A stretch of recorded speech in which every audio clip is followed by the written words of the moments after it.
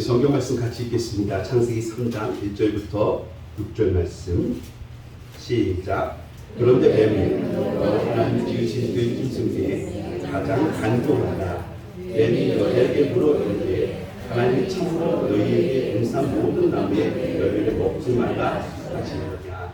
여자가 뱀에게 말하되 동산 나무 열매를 먹을 수 있으나 동산 중앙에 있는 나무의 열매를 하나님의 말씀에 너희가 먹지도 말고 만지지도 말라. 너희가 죽을까 하노라 하시느냐. 뱀이 여자에게 이르되 너희가 결코 죽지 아니하리라. 너희가 그것을 먹는 것은 너희 눈이 밝아져 하나님과 같이 되어 선악을 알 줄 하나님이 아십니다. 여자가 그 나무를 본즉 먹음직도 하고 보암직도 하고 지혜롭게 할 만큼 탐스럽기도 한 나무이다. 여자가 그 열매를 따먹고 자기와 함께 있는 남편에게도 주어 그도 먹은지라. 아멘. 우리가 읽었던 창세기 말씀은 모세 오경이라고요.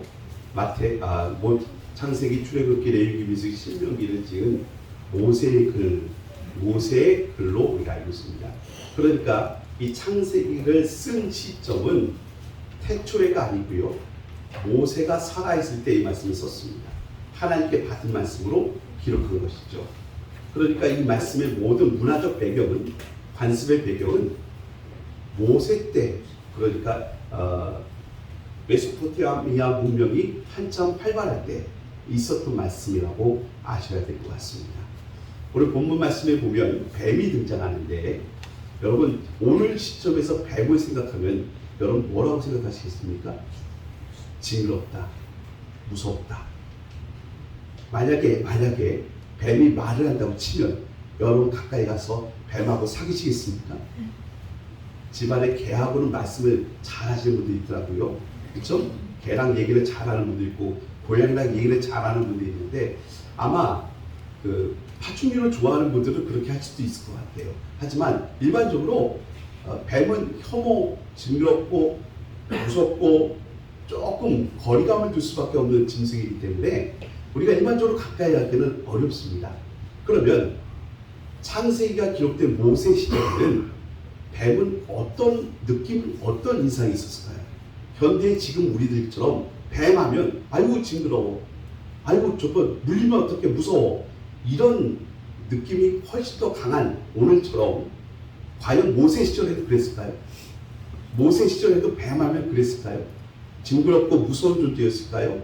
아니면 다른 뜻이 있었을까요?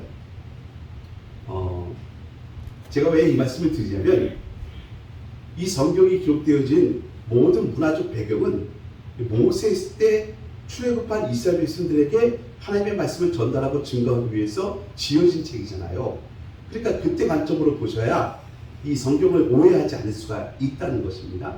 자, 그때 뱀은 어떤 존재였냐면 징그럽고 무서운 존재가 아니라, 여러분 아십니까? 그 애굽의 과거 피라미드에서 발견된 그런 왕들의 모습을 보고 또 거기에 쓰여진 왕관들을 보시죠? 왕의 모자, 왕관요. 거기 보면 뱀이 이렇게 있습니다. 보신 적 있으시죠? 그 왕의 머리에 쓰여진 왕관에 뱀의 형상이 있다는 거예요. 그 말의 의미는 징그럽고 무서운 존재가 아니라 굉장히 숭배했던 존재라는 걸 아실 수가 있어요. 존중하고 숭배하고 경외했던 존재예요. 그러니까 마치 신처럼 여겨졌어요. 그러니까 뱀을 숭배하는 그런 문화가 있었다는 거예요. 그래서 왕관에 뱀의 형상이 있지 않겠습니까? 그렇다면 오늘 에덴 동산에 등장하는 뱀은 무섭고 징그러운, 하와는 담대하기도 해라. 어떻게 저 무섭고 징그럽게 오는데 도망간다고 얘기를 해? 그게 아니라 굉장히 숭배에 가까울 만큼 대단한 존재라는 거예요. 그래서 오늘 성경에 보면 뱀을 첫 절에서 뭐라고 했냐면 간교하다라는 한글 말이 있어요. 간교하다. 그런데 이 말씀은 신학자들이 이 말씀을 한글로 번역하면서 뱀이 어떤 존재고 어떤 역할을 했는지 알잖아요. 그래서 간교란 말을 썼을 뿐이지 사실 원어에 보면 현명하다, 지혜롭다라는 말이에요. 현명하다, 지혜롭다. 예수님께서 하셨던 말씀 가운데 떠오르십니까? 비둘기처럼 순결하고 뱀처럼 지혜로 하라. 이렇게 말씀하신 적도 있었거든요. 그러니까 이 뱀은, 이 당시의 뱀은 굉장히 숭배할 만한, 존중할 만한 대상인데 더군다나 똑똑하고 현명하기도 했어요. 똑똑하고 현명한 사람 가까이 두길 다들 원하시죠? 여러분 카운셀러로, 여러분 상담자로, 여러분 혹은 조언자로 이런 똑똑하고 훌륭한 사람이 있기를 원하시잖아요. 제가 나이를 먹어가면서 이런 분이 우리 교회에 있었으면 좋겠다 하는 직업군이 생겼어요. 그게 뭐냐면 답답한 일이 생겼을 때, 아니면 위급한 일이 생겼을 때 의사가 한 분 있었으면 좋겠어요. 정말 위중하고 위급한 일이 생겼는데 어디 전화를 해서 이럴 경우 어떻게 했으면 좋겠어요. 아무개 성도가 지금 SOS를 해줬는데 제가 아는 의사를 머릿속을 굴려서 아무개 목사님 아들이 의사더라 해서 그렇게 연결을 해드렸지만 우리 교회 성도라면 제가 한밤중이든 새벽이든 신경 안 쓰고 전화를 할 수 있지 않겠습니까? 또 우리 성도님들 가끔 가다가 법률적 어려움을 말씀하실 때가 있어요. 그럴 때는 우리 성도 중에서 변호사님이 계셨으면 좋겠어요. 그래서 그럴 때는 제가 자문료에 부담 없이 이렇게는 어떻게 했으면 좋겠습니까? 제가 똑똑한 말을 하지 않아도 되잖아요. 그런 분 앞에는 속 시원히 다 얘기하면서도 어떻게 답을 우리 편으로 얻을 수 있잖아요. 그런데요, 뱀이 굉장히 똑똑하고 현명한 건 맞았는데, 우리 결론적으로 짧은 설교 시간에서 결론적으로 말씀드리면, 하나님 앞에 있는 뱀은, 하나님 말씀에 순종하는 뱀은 현명함이 득이 되지만 하나님을 떠난 지혜는 독이 됩니다. 하나님을 떠난 지혜는 뭐가 된다고요? 득이 아니라 독이 된다는 거예요. 제가 우스갯처럼 말씀처럼 의사가 있었으면 좋겠다, 변호사가 있었으면 좋겠다, 맞아요. 하지만 하나님을 떠난 지혜는 독이 될 수가 있습니다. 오늘 뱀이 참 현명하다고 합니다.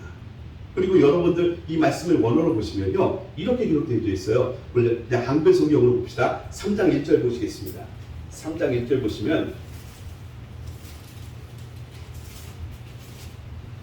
그런데 뱀은 하나님 여호와 하나님이 지으신 들짐승 중에 가장 강도하니라. 뱀이 여자에게 뭐라고 했어요? 물어 이르되. 이 물어 이르되 번역이 좀 이상하죠? 물었다 아니면 이렇게 간단하게 얘기했는데 물어 이르되 하고 해서 뭔가 좀 번역이 자연스럽지 않은 번역이 있잖아요. 그럼 원어 성경이 좀 그래서 그래요. 그걸 그대로 직역하다 보니까 이렇게 된 거예요. 이 말의 의미는 이번에 처음 물었다, 처음 얘기했다 이 뜻이 아니에요. 계속 교제를 해왔다는 뜻이에요. 계속 교제를 해왔다. 처음 뱀이 갑자기 나와가지고 야, 너 하나님이 선악과 먹으라고 했니? 먹지 말라고 했니? 이렇게 물어본 게 아니라 이미 하와는 이 뱀, 어떤 뱀이에요? 지혜롭고 현명한 뱀이라고 했잖아요. 삶의 지혜가 있고요. 어려운 문제 생기면 그때 이렇게 조언도 해주고 위로도 토닥토닥 해줄 수 있는 현숙한 사람이었거든요. 존재였거든요. 그래서 늘 교제를 해왔던 존재. 그래서 물어 이르되 이 단어가 그걸 의미하는 원어를 이렇게 해석한 거예요. 그러니까 이 뱀이라는 존재와 여자의 존재는 서로 친밀한 관계였어요. 그 가운데 사단이 뱀을 통하여서 지금 여자를 유혹하게 되어지는 것입니다. 평소에 친밀했던 관계였는데 이 뱀이 하나님을 경외하지 않은 것 같아요. 하나님을 경외하지 않으니까 뱀의 생각, 사단의 생각과 사단의 나쁜 교훈이 뱀을 통하여서 여자에게 유혹으로 다가온 모습 아니겠습니까? 그 유혹의 첫 번째 말이 이런 말이었어요. 참으로 하나님이 동산에 있는 모든 나무의 실과를 먹지 말라고 했더냐? 이렇게 얘기를 합니다. 원래 하나님의 말씀은 그게 아니라 내가 에덴 동산에 있는 모든 실과는 임의로 먹을 수 있대. 그러니까 아무거나 다 먹을 수 있다는 얘기예요. 다만 동산 중앙에 있는 선악을 알게 하는 실과는 먹지 말라. 이렇게 말씀하셨거든요. 근데 두 가지를 바꿨어요. 하나는 뭡니까? 참으로라는 강조말을 넣어요. 그리고 모든 실과라고 이렇게 얘기를 해요. 이 두 가지 말을 살짝 바꾸어 놓습니다. 여러분, 하나님을 대적하는 자는요, 하나님과 전혀 상관없는 사람이 아니고요, 조금 다른 존재예요. 그래서 우리가 이단을 뭐라고 부릅니까? 다르기에다가 끝단자를 쓰잖아요. 끝이 조금 다르다는 거예요. 대부분은 대동소이한테 비슷한데 약간 다르다는 거예요. 그게 이단이에요. 말씀을 가지고 조금 변개하고 바꿔치기 하고 조금 잘못 해석을 하는 거. 이게 과거로부터 지금까지 내려온 이단들 모습이었어요. 그게 신정통주의가 됐든 과정신학이 됐든 민중해방신학이 됐든 기복주의가 됐든 교회 안에 잘못된 신비주의가 됐든 다 그렇게 변질되어졌어요. 그게 통일교가 됐든 신천지가 됐든 여호와 몰몬교가 됐든 여호와의 증인이 됐든 간에 그렇게 조금씩 변질되어져 갔다는 것입니다. 이런 변질의 사례를 이번 주에 제가 어떤 분과 얘기를 하면서 성경을 곡해하는 것을 보면서 참 안타까웠어요. 근데 그분이 제가 함부로 말할 수 있는 처제분이 아니라서 그냥 저는 듣고 말았어요. 여러분 한번 찾아보실래요? 마태복음 4장. 오늘 말씀 책까지 피하시고 마태복음 4장입니다.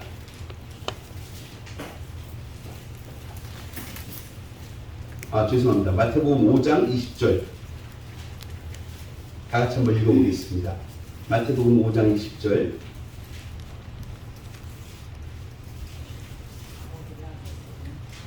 시작. 내가 너희에게 이르노니 너희 의가 서기관과 바리새인보다 더 낫지 못하면 결코 천국에 들어가지 못하리라. 아멘. 유대인들 얘기를 하면서 이스라엘 번왕에 대해서 논의를 하면서 그분이 이 얘기를 하시더라고요. 제가 요즘에 그 이스라엘 사람들 중에서 까마귀 입고 나오는 하시딘이라는 사람들 아시죠? 이 사람들 얘기를 했어요. 그랬더니 그분들이 바리새인의 후예라는 거예요. 근데 바리새인의 후예라고 해서 이분들이 진짜 유대인이에요. 유대인은 두 종류가 있답니다. 하나는 태생적 유대인. 우리 아버지, 우리 할아버지 다 유대인. 이게 태생적 유대인. 그리고 뭐냐면 나중에 회심한 유대인들. 원래 유대인이 아니에요. 원래 다른 민족 사람이었는데 유대교로 여호와를 믿는 신앙으로 돌아온 분들. 그 회심한 유대인들이에요. 이게 다르다는 거예요. 그런데 이 바리새인들은 태생적 유대인이겠죠. 원래 할아버지 때까지 다 유대인이었으니까 이런 것들 얘기를 하면서 이렇게 얘기하는 거예요. 우리 예수 믿는 사람들 똑바로 잘 믿어야 된다. 네, 맞습니다, 목사님. 그랬더니 이렇게 얘기하시더라고요. 마태복음 5장 20절 보니까 우리 의가 서기관과 바리새인보다 낫지 않으면 천국에 결단코 결코 들어갈 수 없다고 하시지 않냐. 그러니까 우리가 정말 하나님의 말씀을 철저히 지키며 살아야 된다 라고 얘기하시더라고요. 제가 듣고 말았어요. 자, 이 말씀을 바르게 해석해 봅시다. 어떻게 해야 돼요?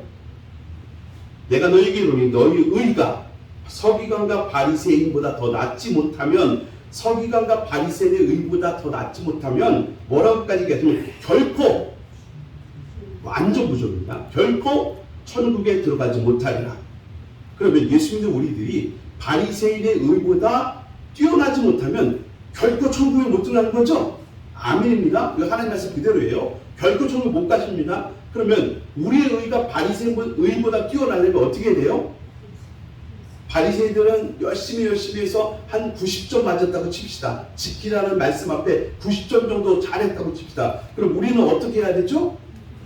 92점, 95점, 99점 맞아야 돼요? 그게 더 뛰어난 의미가 아니잖아요. 그게 아니라 우리의 의는 바리새인의 의보다 훨씬 더 뛰어납니다. 왜 그러냐면 우리의 의는 내가 지키는 의가 아니라 예수님께서 이루신 그 의를 우리가 덧입었기 때문에 그래요. 할렐루야. 그러니 우리는 예수님이 완성하신 이루신 그 의를 내 것으로 은혜로 입었기 때문에 바리새인의 의보다 훨씬 더 뛰어났죠. 그러니까 예수님을 잘 믿으면 천국에 하실 수 있는 거예요. 근데 이 말씀을 곡해하셔서 그러니 우리도 바리새인들보다 더 열심히 믿자. 더 열심히 하나님을 잘 믿자. 물론 그 의도와 의지는 제가 이해하지만 해석에 큰 문제가 있을 수 있어요. 자칫 잘못하면 우리가 예수를 믿는 게 아니라 바리새인을 믿는 종교가 될 수가 있어요. 그러니 우리 성경 말씀을 조금 다르게 해석하는 것은 그 정도야 뭐 대수겠어요. 100에 하나 정도는 조금 틀릴 수도 있잖아요. 아닙니다. 진리에 관해서는 100에 하나가 아니라 100에 100을 정확하게 배우고 익히고 그 말씀을 마음에 새기는 것이 너무너무 중요한 것입니다. 베레아 사람들처럼 과연 그 말씀이 맞은가 하고 밤낮으로 묵상하고 상고하는 일이 우리에게 생명을 다루는 일이에요. 왜? 이것 안 하면 결코 천국에 들어갈 수가 없어요. 우리의 믿음을 똑바로 세우지 않으면 그렇게 못한다는 것입니다. 자, 유혹하는 자 마귀, 뱀이 여자를 뭐라고 했습니까? 모든 참으로라는 말로 유혹을 했습니다.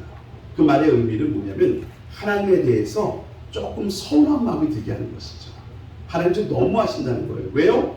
모든 나무의 실과를 못 먹게 하셔서 이거 좀 지나친데, 그래서 신학적으로 표현을 말하면 과격성이라는 말로 사용하기도 합니다.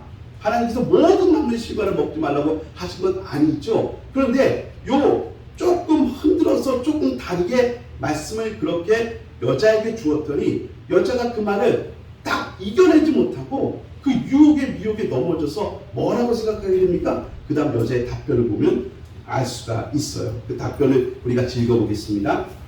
창세기 3장 본문의 말씀이죠.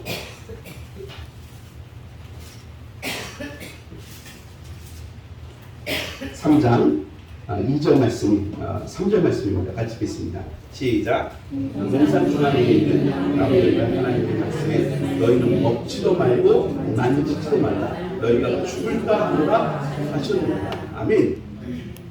먹지 말라는 말씀은 맞아요. 그런데 뭐가 첨가가 됐어요? 만지지도 말라. 이런 말씀을 하나님이 하신 적이 없거든요. 그런데 하나님 옆에 조금 서운한 나머지 뭐가 들어갔어요? 엉뚱한 해석이 들어가고 자기 생각이 들어갔어요. 자기 생각에 내 생각이 들어갔어요. 이스라엘의 첫 번째 왕이었던 사울에게 하나님의 명령은 아말렉을 다 죽여라 해요. 그 말의 의미는 군인들만 죽여라가 아니라 남녀노소를 다 죽이라는 말씀이에요. 그런데 내 생각이 거기 들어갔어요. 그 너무하다는 거죠. 하나님 너무하시네요. 군인들, 전쟁이니까 군인들이 서로 죽고 죽이는 것은 어쩔 수 없는 정당방위라고 할 수 있어요. 하지만 남녀노소가 무슨 잘못입니까? 그 사람들이 군인도 아니니 민간인들이고 아무것도 모르는 사람들인데 왜 그 사람들 죽입니까? 하고 사울이 그 사람들을 안 죽이려고 해요. 누가 옳은 것입니까? 인간들이 볼 때는 신사다움은 하나님이 아니라 오히려 사울왕처럼 보이지 않습니까? 그런데 하나님의 말씀 속에 죄송하지만 조심할 게 있습니다. 내 생각이 첨가돼서는 안 됩니다. 하나님의 말씀에 대해서 이해가 되지 않더라도 우리는 믿음으로 순종해야 되는 거예요. 요단강물에 7번 몸을 던지면 깨끗할 수 있습니까? 목욕하면 깨끗할 수 있습니까? 그런데 하나님 그렇게 하라고 하니까 순종하는 거예요. 순종하면 하나님의 능력이 나타나는 것입니다. 우리의 머릿속으로 이해되는 것만 순종하시겠어요? 그럼 여러분은 하나님보다 더 크고 더 똑똑하고 지혜로운 존재 아니시겠습니까? 하나님이 그렇게 하라는 것에 대해서 당장 이해가 되지 않더라도 그 진실하신 말씀 속에 제가 뭘 알겠습니까? 하나님 말씀 앞에 저는 아무것도 모르는 주제처럼 순종하겠습니다. 복종하겠습니다. 이게 우리의 첫 번째 태도여야 하지 않겠습니까? 결국에는 5절의 비극이 나타났습니다.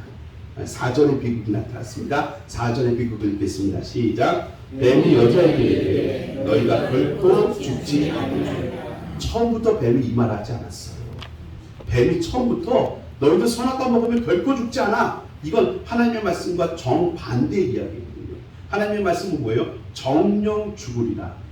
제가 국어로 직역을 해볼게요. 죽고 죽으리라라는 말이에요. 죽고 죽으리라. 이 말은 단 한 사람도 미해가 없이 반드시 죽는다는 뜻이에요. 그래서 정령 죽으리라예요. 그랬더니 뭐라고 합니까? 뱀이 마지막으로 결코 죽지 아니하리라. 즉, 그 말에 대해서 정면으로 반대되는 이야기를 합니다. 처음부터 이 말을 제시하지는 않았어요. 하지만 조금 다르게 말씀을 잘못 이해하게 되고 그 잘못 이해가 결국 하나님에 대한 섭섭, 서운함 그리고 자기 생각이 가미가 되면서 결국 하나님의 말씀에 대해서 정반대로 뱀이 얘기했을 때 그 말이 그런가 하고 넘어지게 되어져요. 그 넘어졌던 이유를 우리 본문의 말씀 이렇게 얘기하죠. 6절입니다. 6절 같이 읽겠습니다. 시작. 여자가 그 나무를 본즉 먹음직도 하고 모함직도 하고 지혜롭게 한 만큼 탐스럽기도 한 나무인지라 그래서 먹었다는 거예요.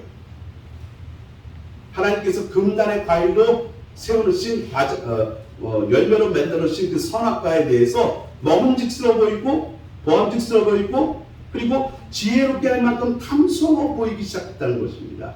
그래서 먹었다는 거예요.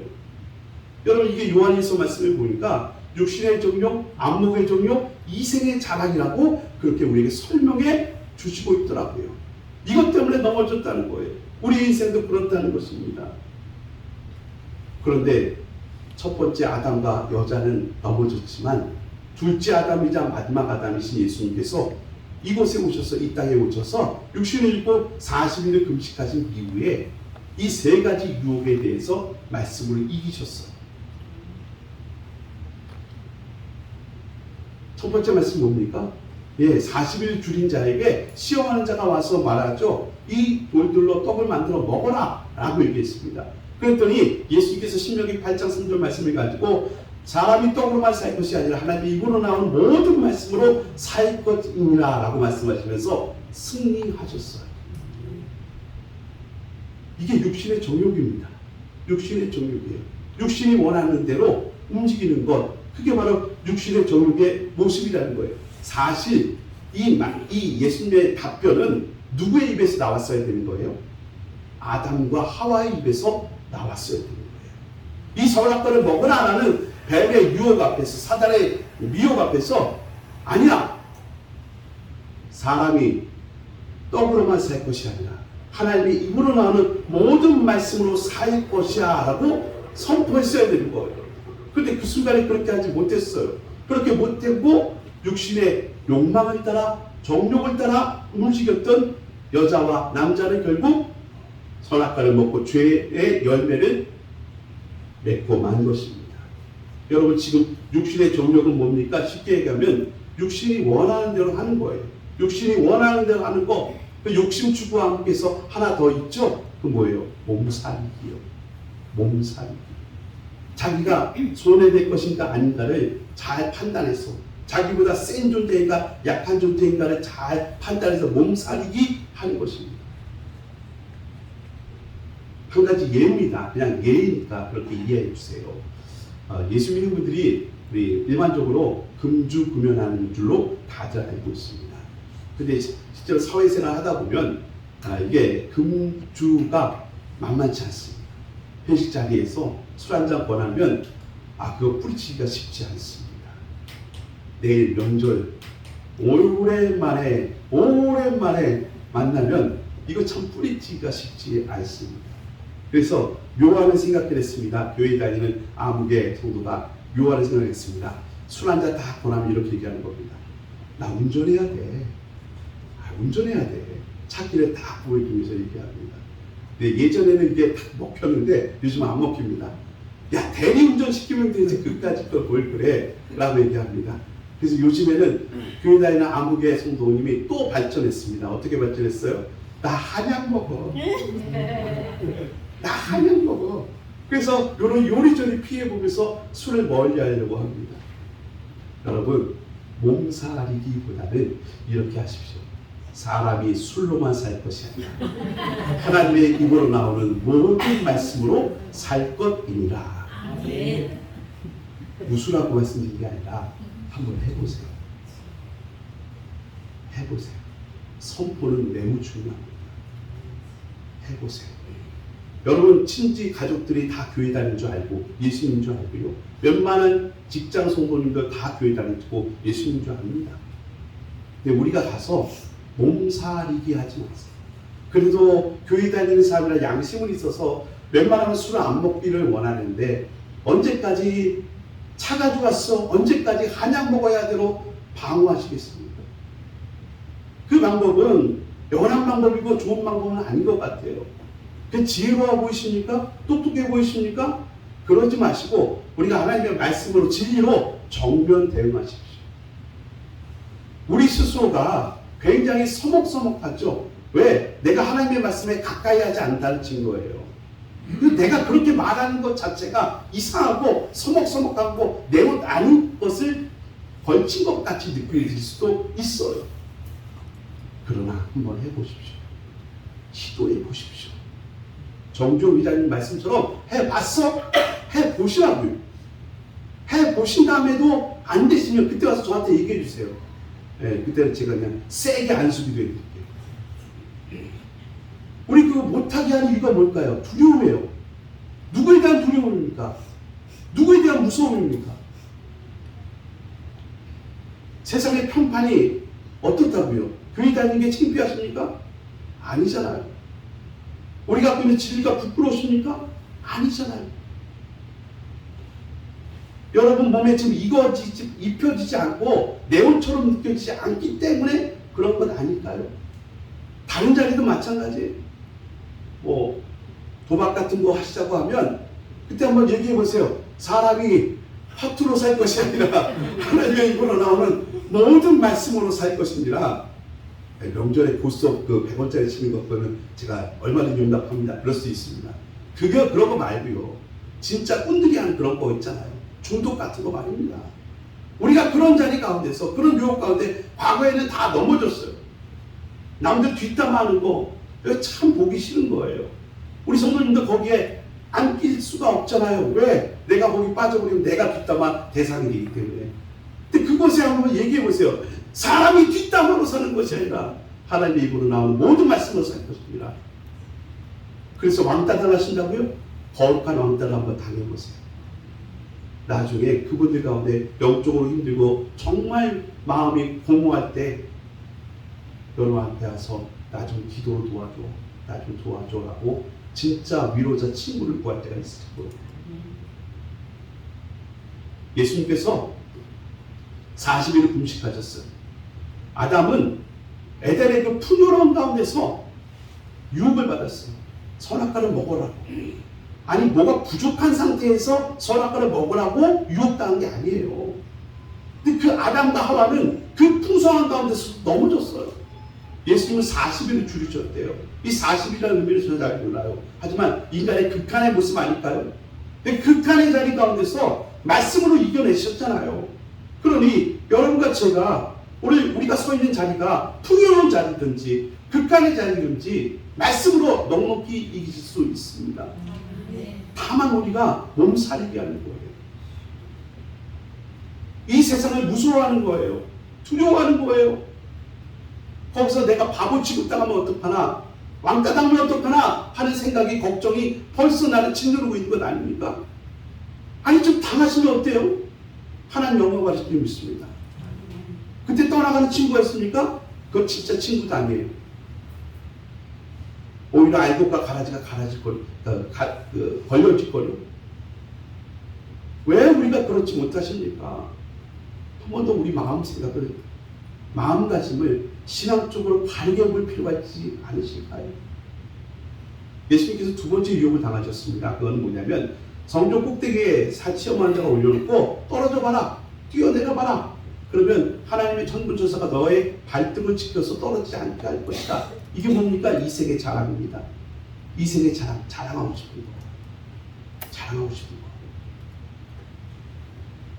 여러분, 정말 사람들은요, 이 자랑하고 싶어서 사는 것 같아요. 네. 오랜만에 동창회 가기 싫은 이유가 뭡니까? 곡골 보기 싫어서 안 가는 겁니다. 네? 학교 다닐 때는 공부도 못하는 거 나보다 훨씬 더 뒤떨어지는 애가 어느 날 뭐 대단한 신랑 만나거나 아니면 대박 터져가지고 명품 옷 입고 와서 큰 근사한 거 자랑하면서 뽕 빼는 거, 그거 꼴 보기 싫어서 안 가는 거지 않습니까?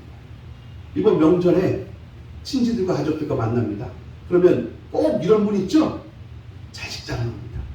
우리 아이가 이번에 명문대학에 들어갔어. 아니 나는 얘한테 공부하란 말을 한 번도 한 적이 없어. 그런데 얘는 공부를 그렇게 잘해. 참 대견하지. 아이고 이번에 말이야 내가 주식과 코인을 했는데 말이야 대박이 터졌어. 그랜저 하나 샀어. 자랑할 거거든요. 여러분 그때 어떻게 하실 거예요? 겉으로는 웃죠? 아이고 참 대견하네, 아이고 참 잘했네 하면서 속으로는 배가 아프시죠? 네, 기분 되게 나쁘시죠? 네, 가기 싫으시죠? 여러분 그때 우리도 자랑해야 됩니다. 뭘 자랑해야 될까요? 성경 말씀 그대로 봅시다. 사도 바울은 이렇게 하더라고요. 나의 약함을 자랑하라. 나의 약함을 자랑하라. 세상은 자기의 강점을 자랑하고요. 세상은 자기의 잘난 걸 자랑하잖아요. 근데 우리는 뭐예요? 나의 약함을 자랑하십시오. 제가 몇 주 전에 금요일 때 그 렌터카 셔틀버스 안에서 쪽팔려서 아무것도 하지 못한 거 말씀드린 적 있잖아요. 내 약함을 자랑하십시오. 그런데 놀랍게 나의 약함을 자랑하면 하나님의 능력이 도드라져요. 한번 해보세요. 세상은 온통 자기 명품을 자랑하고 자기 자식을 자랑하고 자기의 높은 지위를 자랑하고 힘을 자랑할 때 여러분 나의 약함을 자랑하십시오. 내가 얼마나 못되고 연약하고 참 은근과 끈기도 없는 사람인지 몰라. 그런데 하나님의 은이 아니면 내가 이 자리에 오지도 못했어. 그 넘어질 위기 때마다 하나님 날 붙잡아 주셨어. 친지들인 당신들은 아시잖아. 내가 어떤 존재라는 거, 내 유년 시절을 너무나 잘 알고 있는 당신들, 내가 얼마나 못된 놈이라는 걸 알고 있잖아. 나는 그보다 더 나쁜 놈인데 하나님이 나를 붙잡아 주셨어. 나는 그 하나님이 아니면 아무것도 할 말이 없어. 분위기가 어떻게 될까요? 여러분 지금 우리가 살고 있는 곳이 세상의 문화로 넘쳐나잖아요. 세상에 말들로 가득 차 있잖아요. 좀 바꿔봅시다. 아니 제사를 예배로 바꾸는 것만 목숨 걸지 마시고 우리의 삶의 말과 문화가 좀 복음적으로 바뀌어야 되지 않겠습니까? 왜 예수 믿는 우리들이 자꾸 뒷국물이 빼고 주도권을 놓치고 있습니까? 뭐가 그렇게 자신이 없으세요? 주 안에서 자랑하십시오. 여러분의 약함을 자랑하십시오. 그분들은 우리의 약점을 잘 알고 있는 분들입니다.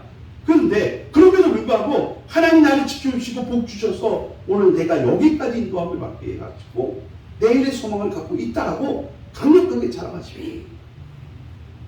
바울이 그렇게 하지 않았습니까? 성경이 그렇게 얘기하신다면 우리도 그 자랑을 해야죠. 온통 사람들은 이 생의 자랑질을 하고 있습니다.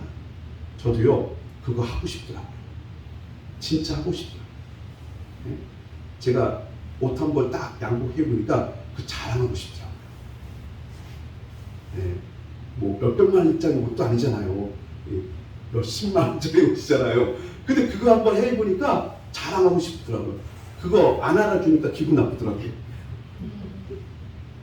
사람의 본능이고 육신의 모습이잖아요. 내 자랑을 하고 싶고.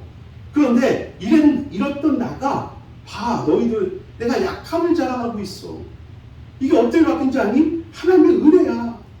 정말 하나님이 살아계셔. 내가 변하는 것만 봐도 하나님이 살아계시잖아.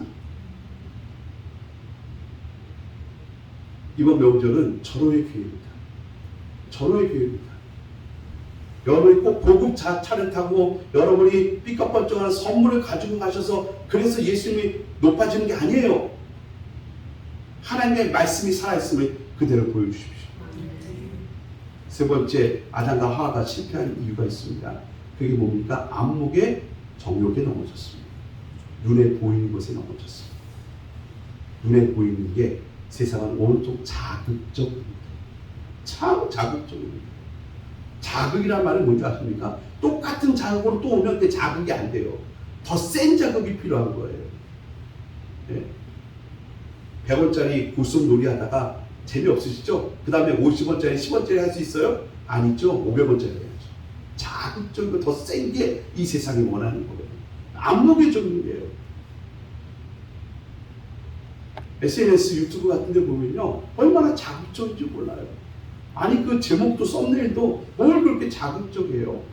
제가 그 함정에 넘어가서 클릭한 적이 한두 번이 아니에요. 뭐 대단한 일이 일어난 줄 알고 들어보면 별것도 아니에요. 이 세상 그렇게 자극적이에요. 정치적인 모습도 똑같아요. 굉장히 자극적인 것이에요. 그 안목의 정력이 넘치는 곳에 가셔서 그 안목의 정력에 넘어가지 마시고요. 정말 제대로 볼 걸 보셨으면 좋겠어요. 온 세상은 자극적인 것에 중독되어져서 더 세고 더 자극적인 것을 봐야지 직성이 풀린다고 하시는데 우리는 뭐예요? 아예 그런 것을 좀 이제는 멀리 하시고 횟수를 좀 줄이시고 하나님 기뻐하시는 것에 좀 마음을 두시고 이 세상이 볼 때는 너무 자극적이지 않잖아요. 그럼에도 불구하고 하나님의 말씀 앞에, 기도 앞에, 찬송 앞에 엎드리신 여러분들이 많았습니다. 우리의 눈이 지금 어디를 향하고 있습니까? 지하철만 타도 다 핸드폰 보고요. 버스 기다리는 정류장에서 다 핸드폰 보는데요. 다 뭐 보고 있는 줄 아세요? 자극적인 거 찾아가지고 이리저리 왔다 가는 거 하는 거 아니에요. 그 가운데서 하나님의 말씀을 경외하고 믿음으로 순종하는 자들, 그래서 하나님 기뻐하신 것에 우리의 지성과 마음을 두었으면 좋겠습니다. 자극적이지 않아요. 음식도 자극적인 음식이 있죠. 어떤 음식이요? 패스트푸드. 아주 자극적입니다. 혀끝을 오감을 착 사로잡게 하는 그 자극적인 맛이 맛있습니다. 그런데 실제로 몸에 좋은 거 슬로우 푸드잖아요. 된장찌개, 김치찌개. 시간이 좀 많이 걸리지만 내 입맛에는 그 자극적인 맛은 덜하지만 내 몸에는 참 유익하고 좋은 균이 많이 들어있잖아요. 우리에게 좋은 게 뭐예요? 하나님의 말씀입니다. 하나님의 말씀을 가까이 하셔야 돼요.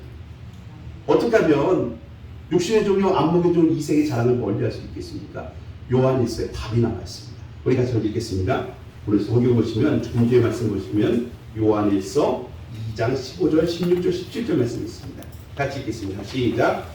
이 세상이나 세상에 있는 것들을 사랑하지 말라. 누구든지 세상을 사랑하면 아버지의 사랑이 그 안에 있지 아니하니 이는 세상에 있는 모든 것이 육신의 정욕과 안목의 정욕과 이생의 자학 다 아버지께로 온 것이 아니요 세상으로부터 온 것이라. 이 세상도 그 정욕도 지나가되 오직 하나님의 뜻을 행하는 자는 영원히 거하느니라. 아멘.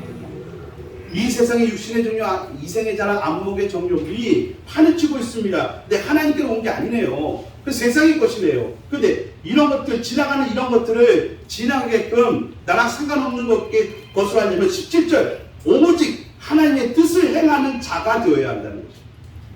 어떻게 하면 이길 수 있습니까? 금욕하면 됩니까? 멀리하고 그냥 세상과 동떨어져 사는 거 이런 게 아니고요. 어떻게 하고요? 하나님 뜻에 행하고 순종하는 자로 마음을 두시고 거기로 표대를 정하여 나아가시라는 것입니다. 하나님의 거룩한 뜻이 어디 있는지, 말씀의 본의가 어디 있는지를 확인하고 그 말씀을 찾아서 나아가시라는 것입니다. 수풍 산부인과가 제가 제일 좋아하는 게 옛날 그 코믹 드라마입니다. 거기에 남자 간호사가 나오죠.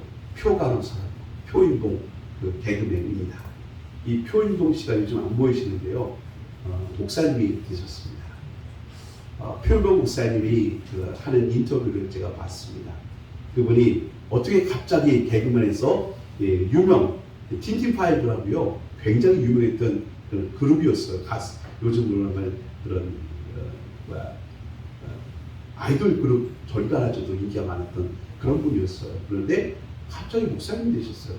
왜 그렇습니까? 라고 얘기했더니 여러분 아시죠? 2010년 IT 대지진 무려 25만 명이 죽고 300만 명의 이재민이 발생하고요.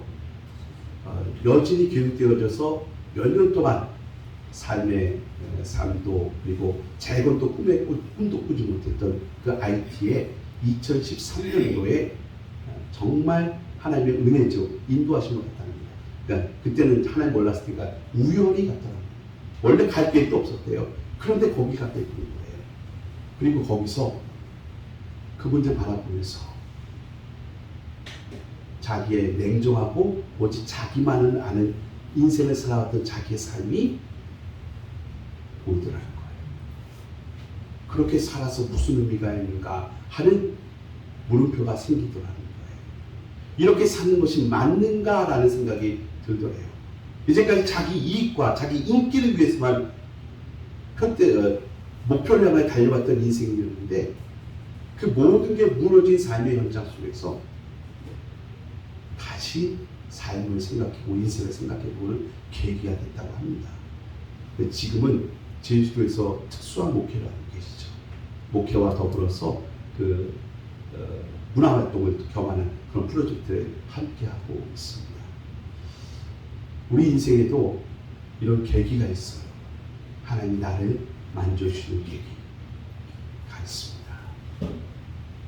저는 모태신앙이지만 언제 이런 계기가 생기냐면 하나님의 말씀 앞에 설 때입니다. 하나님의 말씀 앞에 설 때. 정말이에요.